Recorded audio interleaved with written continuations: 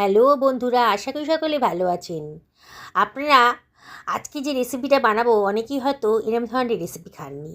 সত্যি বলছি বন্ধুরা, একবার আমার মতো করে বানিয়ে দেখুন। লাউয়ের সাথে কাঁচা ডিম দিয়ে অসাধারণ টেস্টি রেসিপিটা বানানো যেমন সোজা, খেতেও তেমনই সুস্বাদু। চ্যালেঞ্জ করে বলছি, একবার যদি বানিয়ে খান না, বারে বারে কিন্তু আপনাদের এইভাবে বানাতে ইচ্ছা করবে। লাউয়ের অন্য সব রেসিপি তখন ফেল হয়ে যাবে। আমি এখানে আধঘানা পরিমাণ লাউ নিয়ে নিয়েছি। লাউয়ের খোসাটাকে কেটে বাদ দিয়ে দিয়েছি। আর লাউগুলোকে দেখুন আমি পাতলা পাতলা করে কেটে নিচ্ছি। খুব বেশি ছোটও করব না, আর খুব বেশি বড়ও হবে না। দেখুন আমি কীভাবে লাউটাকে কেটে নিলাম। আমি আধঘানা লাউ নিয়েছি। আপনারা ইচ্ছা মতন প্রয়োজন মতন আর কি লাউয়ের পরিমাণটা কমাবেন বাড়াবেন।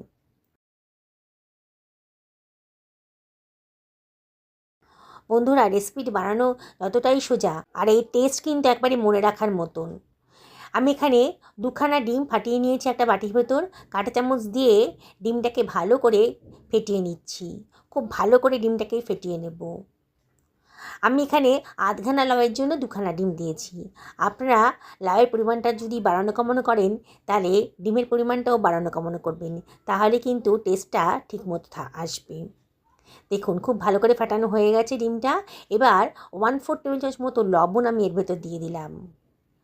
আর স্বাদ বাড়ানোর জন্য আমি এর ভেতর দিয়ে দিচ্ছি 1/2 টেবিল চামচ গোলমরিচের গুঁড়ো। দারুণ টেস্ট লাগবে। আপনার যদি গোলমরিচ পছন্দ হয় তাহলে দেবেন, নাহলে বাদ দিয়ে দেবেন। আবারও সব কিছু খুব ভালো করে মিশিয়ে নিচ্ছি। বন্ধুরা, রেসিপিটা ভালো লাগলে পারে লাইক শেয়ার কমেন্ট করতে কিন্তু ভুলবেন না। আর নতুন বন্ধুদেরকে রিকোয়েস্ট করবো আমার চ্যানেলটা সাবস্ক্রাইব করার জন্যে। পাশে থাকা বেল আইকনটা অবশ্যই ক্লিক করে দেবেন, তাহলে আমার রান্নার নোটিফিকেশানটা আপনারা জলদি পেয়ে যাবেন। গ্যাস ওভেনে একটা কড়াই বসিয়ে দিয়েছি। কড়াইটা যখন গরম হয়ে গেছে, তখন এখানে 1.5 টেবিল চামচ মতন সর্ষের তেল দিয়ে দিলাম। তেলটা যখন গরম হয়ে গেছে, তখন ফেটানো ডিমটা এর ভেতর দিয়ে দিয়েছি। দিয়ে কাঁটা চামচ দিয়ে একটু দেখুন নাড়াচাড়া করে দিচ্ছি। খুব বেশি ডিমের টুকরোগুলোকে পাতলা মানে ছোট করব না, একটু বড় বড়ই রাখার চেষ্টা করছি। দেখুন আমি কীভাবে করছি।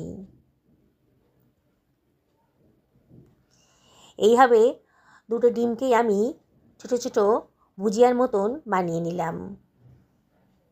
খুব বেশি ছোটও হয়নি, আর খুব বেশি বড়ও হয়নি। ডিমটাকে একটু ভালো করে ভেজে নিচ্ছি, যাতে ডিমের কাঁচা ভাবটা একেবারেই না থাকে।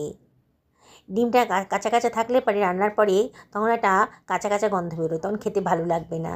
তাই ডিমটাকে আরও মিনিট খানেক ভালো করে নাড়াচাড়া করে বেশ ভাজা ভাজা মতো করে নিলাম। হয়ে গেছে। এবার এটাকে আমি অন্য একটা পাত্রের ভেতর তুলে রাখছি। বন্ধুরা, যারা আমার রেসিপিটা ফেসবুক থেকে দেখছেন, তাদেরকে আমি রিকোয়েস্ট করব আমার পেজটা ফলো করার জন্যে। আর রেসিপিগুলো যদি আপনাদের ভালো লাগে, তাহলে অবশ্যই লাইক করবেন, শেয়ার করবেন, আর অবশ্যই কমেন্ট করবেন। আপনাদের লাইক আর সুন্দর সুন্দর কমেন্ট পেলে আমার ভিডিও করার উৎসাহ কিন্তু অনেক গুণ বেড়ে যায়। কড়াইতে তেলটা একেবারেই কমে গেছিলো। আবারও 2 টেবিল চামচ মতো তেল আমি দিয়ে দিলাম। সর্ষের তেলই দিয়েছি। আর তেলটা গরম হয়ে যাওয়ার পর সামান্য একটু লবণ দিয়েছি, আর গোটা শুকনো লঙ্কা দিলাম, আর 1/2 টেবিল চামচ মতো গোটা জিরে দিয়ে দিয়েছি। দিয়ে সব কিছু আমি ভালো করে একটু ফ্রাই করে নিচ্ছি। যখন সুন্দর একটা গন্ধ বেরোতে শুরু করেছে, সেই সময় একটা কেটে রাখা পেঁয়াজকে আমি দিয়ে দিলাম। একটা পেঁয়াজকে কুচি কুচি করে কেটে রেখেছিলাম, সেটা দিয়ে দিলাম। দিয়ে একটু নাড়াচাড়া করে নিচ্ছি, এতে পেঁয়াজের কাঁচা ভাবটা একেবারেই চলে যায়। অনবরত কিন্তু নাড়তে হবে, আর গ্যাসের ফ্লেমটা কিন্তু হাইতেই রেখেছি। দেখুন আস্তে আস্তে কিন্তু পেঁয়াজের কালারটা চেঞ্জ হয়ে যাচ্ছে। বোঝাই যাচ্ছে যে পেঁয়াজের কাঁচা ভাবটা চলে যাচ্ছে। এবারে আমি এর ভেতর দিয়ে দিচ্ছি 1/2 টেবিল চামচ মতো হলুদের গুঁড়ো। আর এখানে আমি দিয়ে দেবো 1/2 টেবিল চামচ ধনের গুঁড়ো, 1/2 টেবিল চামচ জিরের গুঁড়োও দিয়ে দিলাম। আর দিয়ে দিচ্ছি 1/2 টেবিল চামচ লঙ্কার গুঁড়ো। লঙ্কাটা অবশ্যই আপনারা নিজেদের পছন্দ মতো দেবেন। আর 1/2 টেবিল চামচ লবণও আমি দিয়ে দিলাম। দিয়ে সব কিছু আবারও ভালো করে ভাজা ভাজা মতো করে নিচ্ছি। অনবরত কিন্তু নাড়তে হবে। দেখুন পেঁয়াজটা বেশ ভাজা ভাজা মতো হয়ে গেছে যখন, তখন আমি দিয়ে দিচ্ছি একখানা টমেটো কুচি। একটা টমেটোকে ভালো করে ধুয়ে পরিষ্কার করে ছোটো ছোটো করে কেটে রেখেছিলাম, সেটাও দিয়ে দিলাম। দিয়ে আবারও সব কিছু নাড়াচাড়া করে নিচ্ছি। দেখছেন তো বন্ধুরা, একেবারেই সোজা রেসিপি, কিন্তু একেবারে অন্য স্বাদের। আপনারা তো লাউয়ের অনেক রেসিপি খেয়েছেন, ভালোও লেগেছে আপনাদের। তাও আমি আপনাদেরকে রিকোয়েস্ট করবো আমার মতন করে লাউয়ের এই রেসিপিটা বানিয়ে খান। এবার টুকরো করে কেটে রাখা লাউয়ের টুকরোগুলো আমি দিয়ে দিচ্ছি। আমি বলেছি আগেই আধখানা লাউ আমি এখানে নিয়েছি, কিন্তু এত টেস্টি না রেসিপিটা, পরে কিন্তু আফসোস হবে, ইস আরও বেশি করে কেন বানালাম না।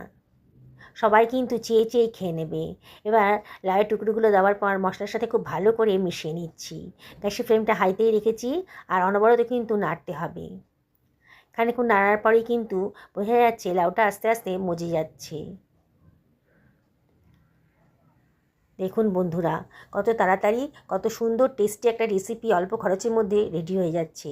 এটা ঢাকা দিয়ে রাখবো মিনিট 3-4 জন্যে। মিনিট 3 বাদে আবারও এটাকে আমি ঢাকাটা খুলে একটু নাড়াচাড়া করে দিচ্ছি। দেখুন লাউটা একটু নরম হয়ে গেছে, কিন্তু একেবারে সেদ্ধ হয়ে যায়নি দেখেই মনে হচ্ছে।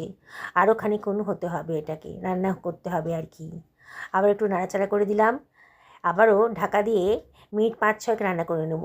মাঝে মাঝে কিন্তু ঢাকা তুলে একটু নাড়াচাড়া করে দেবেন, নাহলে কিন্তু পোড়া লেগে যেতে পারে। গ্যাসের ফ্লেমটা এখানে মিডিয়াম টু হাইতে রেখেছিলাম। মাঝে মাঝে ঢাকাটা তুলে একটুখানি নাড়াচাড়া করে দিতে হবে, নাহলে কিন্তু পোড়া লেগে যেতে পারে। লাউয়ের গা থেকে যে জল বেরোচ্ছে তাতেই কিন্তু লাউটা অনেকটাই নরম হয়ে গেছে। তাও আমি এখানে হাফ বাটি মতো জল দিয়ে দিচ্ছি। জলটা উষ্ণ গরম জল দেওয়ারই চেষ্টা করবেন, তাহলে রান্নাটাও তাড়াতাড়ি হবে আর রান্নার কালারটাও কিন্তু খুব ভালো আসবে। আবারও সব কিছু খুব ভালো করে মিশিয়ে নিয়েছি, নিয়ে আবারও ঢাকা দিয়ে মিনিট 5-6 রান্না করে নেব। মিনিট 5 বাদে দেখুন, দেখেই বলে মনে হচ্ছে লাউটা কিন্তু অনেকটাই নরম হয়ে গেছে, কালারটা পুরো চেঞ্জ হয়ে গেছে। আবার একটু নাড়াচাড়া করে নিচ্ছি, একটু টেস্ট করেও দেখে নিলাম লাউটা নরম হয়ে গেছে কিন্তু গলে যায়নি।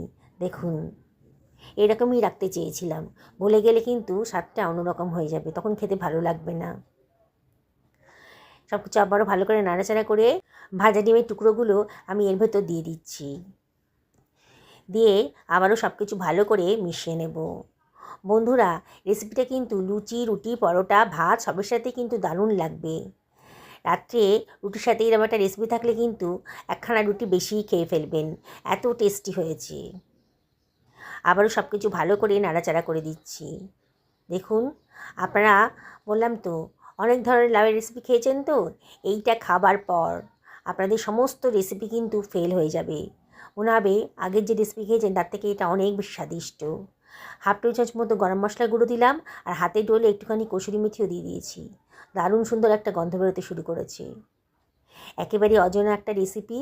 এবার ঢাকা দিয়ে আরও মিনিট 2 রান্না করে নেব, একেবারে লো ফ্লেমে। 2 মিনিট বাদে দেখুন কত সুন্দর দেখতে হয়েছে। একটু মাখো মাখোই রেখেছি, এই রেসিপিটা একটু মাখো মাখোই খেতে ভালো লাগবে। এবার আমি একটা সার্ভিং প্লেটে এটা সার্ভ করে দিচ্ছি। দেখুন বন্ধুরা, কত সুন্দর দেখতে লাগছে। নতুন ধরনের লাউয়ের রেসিপিটা যাকে খাওয়াবেন না, সেই আপনার প্রশংসায় পঞ্চমুখ হয়ে যাবে। অবশ্যই জিজ্ঞেস করবে কোত্থেকে শিখলেন, কত সুন্দর করে বানিয়েছেন, আমাদেরকেও বলে দিন এই রেসিপিটা। এত টেস্টি, এত সুন্দর হয়েছে। দেখুন কত সুন্দর দেখতে লাগছে, একেবারে লোভনীয় রেসিপি। বাড়িতে লাউ আছে কি? তাহলে অবশ্যই বাড়িতে বানিয়ে ফেলুন, আর অবশ্যই কমেন্ট করে জানাবেন যে আপনাদের কীরকম লাগলো।